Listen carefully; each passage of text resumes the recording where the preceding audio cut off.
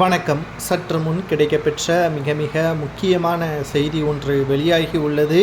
அதிமுகவுடன் தாவேகா கூட்டணி வைக்க வேண்டும் என்று எடப்பாடி பழனிசாமி அவர்கள் பல தூதுகளையும் அனுப்பி வருகிறார்.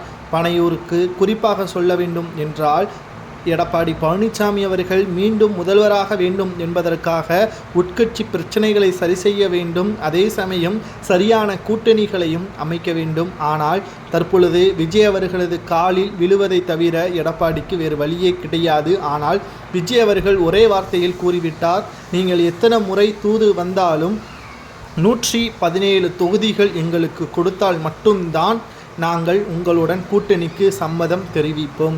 தற்பொழுது வரை 25% ஓட்டு வங்கிகளை விஜய் அவர்கள் வைத்திருக்கிறார் என்ற தகவல் தற்பொழுது வெளியாகி இருக்கிறது. இந்த 25% ஓட்டு வங்கி என்பது முதலாவது ஆண்டு மட்டும்தான். இன்னும் ஓராண்டு இருக்கிறது. அந்த ஓராண்டிற்கு பிறகு கணிசமாக 35% ஓட்டு வங்கிகளை விஜய் அவர்கள் கைப்பற்றுவார் என்றும் கூறப்படுகிறது.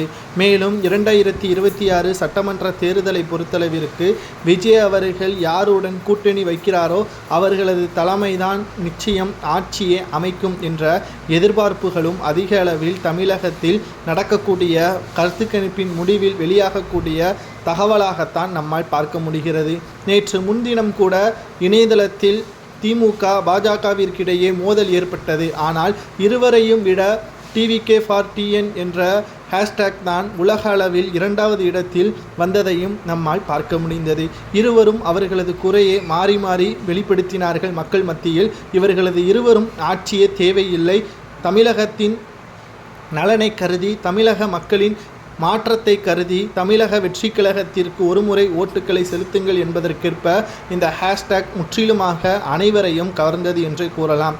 இதனால் திமுகவிற்கும் பேரிடியாகவும் பாஜகவிற்கும் பேரிடியாகவும் மாறிவிட்டது. ஆனால் இதுவரை அதிமுகவை மட்டும்தான் விஜய் அவர்கள் சீண்டாமல் இருக்கிறார். காரணம், தன்னுடைய எதிரி திமுக தான். ஏனென்றால் அவர்கள்தான் ஆட்சியை அமைத்திருக்கிறார்கள். அவர்களது ஆட்சியை தான் நாம் இப்பொழுது பறிக்க வேண்டும் என்பதற்காக தன்னுடைய எதிரி ஒரே நபர் தான், அது திமுக தான் என்பதை ஆழமாக விஜய் அவர்கள் வைத்திருக்கக்கூடிய காரணத்தினால்தான் எடப்பாடி பழனிசாமி அவர்கள் தற்பொழுது விஜய் அவர்களுடன் நெருக்கமாகவும் தூதுகளை பல முறை அனுப்பியும் வருகிறார். ஆனால் 117 தொகுதிகள் விஜய் அவர்கள் கேட்பதற்கு எடப்பாடி 60 தொகுதிகள் வரை கொடுப்பதாக சம்மதம் தெரிவித்திருக்கிறார்.